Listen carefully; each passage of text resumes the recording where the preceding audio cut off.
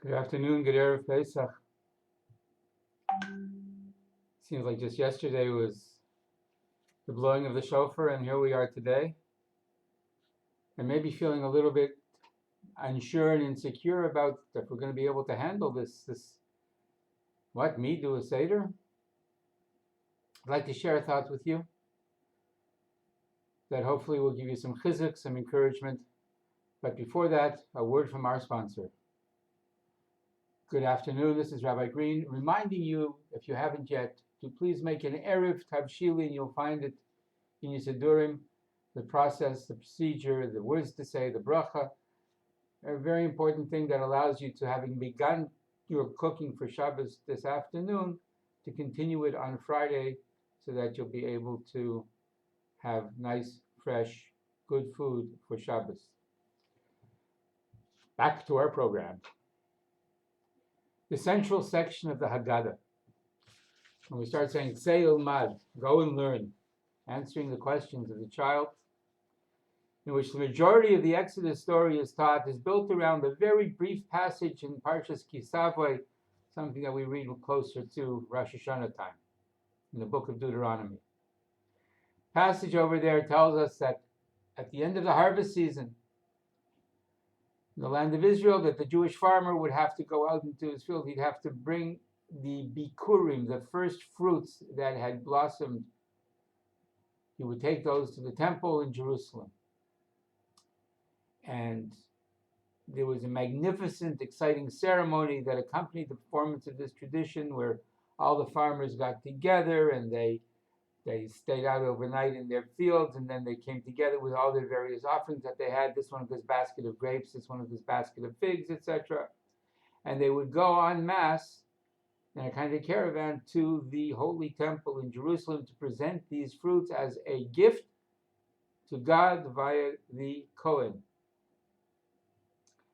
And this parade would have a flute playing in front of them. There was an ox with gold-tipped horns that would walk in front. And when he finally arrived, then they came not only to Jerusalem, but to the temple. He would hand the basket of fruits over to the Kohen. And he would say, I declare this day to the Lord your God that I've come into the land which God swore to our forefathers to give us. And he would continue then how my father was a wandering Aramean, and he went down into Egypt, Arami Avad Avi, and the words that we read from the Haggadah, and how he went with a few people, and we lived there and became a great nation that was powerful, etc., and how we were treated so badly by the Egyptians, and how he finally brought us out of there with great miracles and brought us to Jerusalem, brought us to Israel, a land flowing with milk and honey. And here I am bringing you produce from my farm in the Holy Land. So the question is, why would somebody be reading that as part of the Haggadah?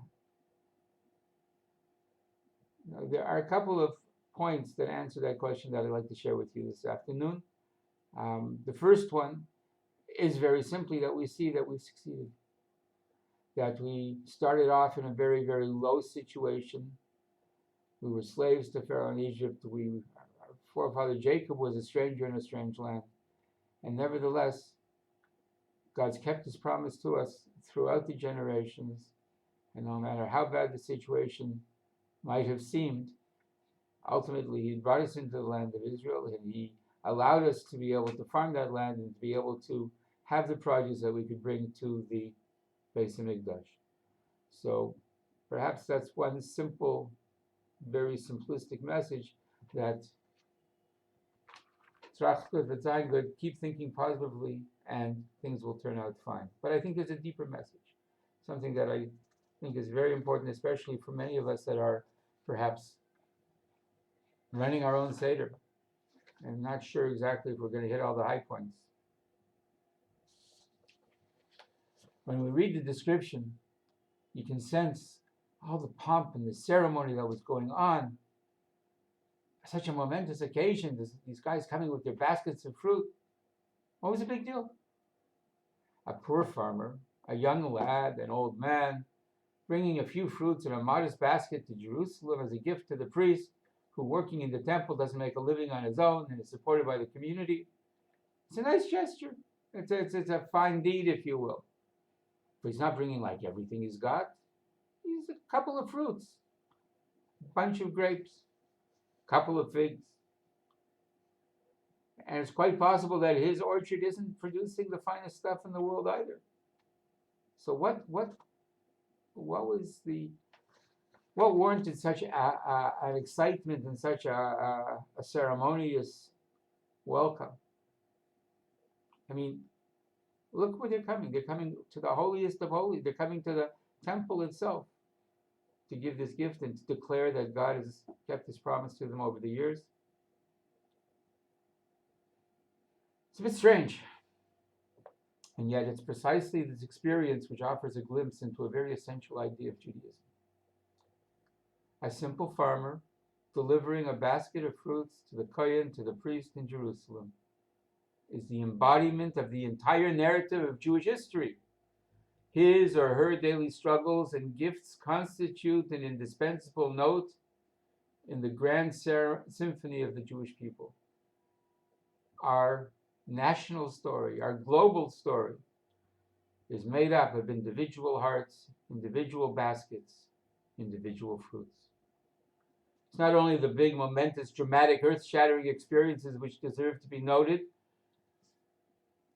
When a Jewish farmer works hard all year in his or her field, plowing and sowing and irrigating and supervising and finally harvesting and reaping, and then they fill a basket with a few simple fruits to give to God, presented as a gift to the divine ambassador, to the kohen, to the priest.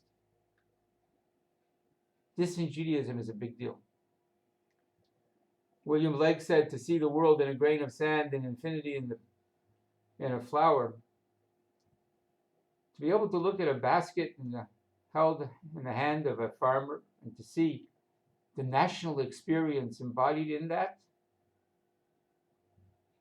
that's Judaism. To be able to encourage a nation that are locked at home to come out onto the balconies at 8:30 tonight and to sing Pesach songs with each other, Amanishtana, in the streets of Jerusalem, in the streets of Tel Aviv, and in the streets of Haifa, and then to recognize the importance of each individual. That's Judaism. The guy's basket may contain nothing but a few simple grapes, but they're his grapes. He grew them with his sweat and with his tears. And when he brings them to Jerusalem as a gift to the Almighty, we all participate in that celebration. And when he makes his declaration, he makes it with gusto and with fervor, because it doesn't matter how much you bring. It matters that it comes from you. What ultimately matters, the Torah is teaching us, is not what you're giving and creating in life. What truly matters is that you are creating and it's yours, that it's uniquely yours. God's saying, I don't need you to bring large and fancy baskets. I want your basket. I want what you have to offer. Your voice, your niggun, your song, your heartbeat. And to emphasize that,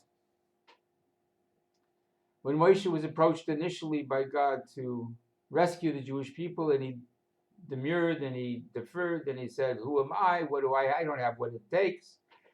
So God said to Moshe, Maza biyadecha, what do you have in your hand? You have a staff in your hand. That's what you need. Use it. God showed Moshe that it didn't matter what he thought he needed to accomplish what he thought needed to be accomplished. God is the creator of the universe and can take what you have and turn it into whatever it needs to be in order for you to accomplish what he's called you to accomplish. We all make excuses. I'm not qualified.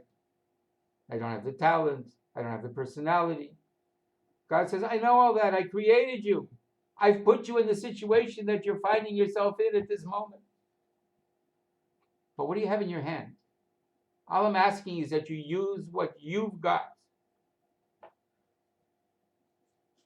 Moshe said that I stutter. I can't go speak to Pharaoh. God said, Moshe, don't worry about it. What do you have in hand? That's what you need. King David probably thought, what am I going to do now when he confronted Goliath? I'm a kid. I'm young. I'm little. God said, okay, you don't need a tank. You don't need helicopters. What do you have in your hand? Some little stones. Use them. When Esther confronted Achashverosh, she probably thought, how can I go in there and speak to the king? I don't have any influence. He might kill me. And God said, Esther, what do you have in your hand? Can you throw a wine and cheese party? Do it. Schmooze a bit. Do it. Don't worry. I've got you covered. When Pharaoh's daughter heard Moshe, the baby, crying in the Nile, she thought, how am I ever going to help this situation? How am I ever going to help these Jewish people?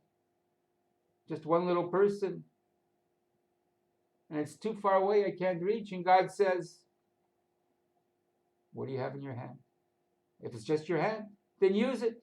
Reach out. And she extended her hand towards the basket and changed all human history.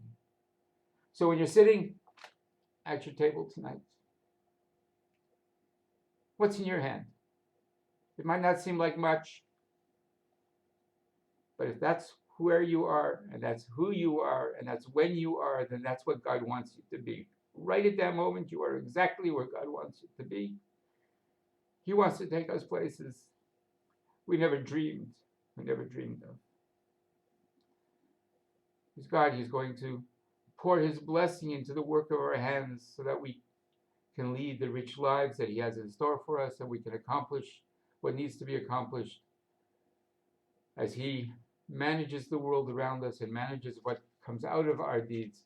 The important thing is to be who we are and to do what we can uniquely as us. And I just want to close with wishing you all a Chag Kasher B'Sameach, a happy and healthy Passover, and that it's a privilege, a pleasure that I'm looking forward to re-experiencing and having more than just virtual contact with each and every one of you. And in the meantime, Chag Sameach, a good Yantiv. You're going to do great.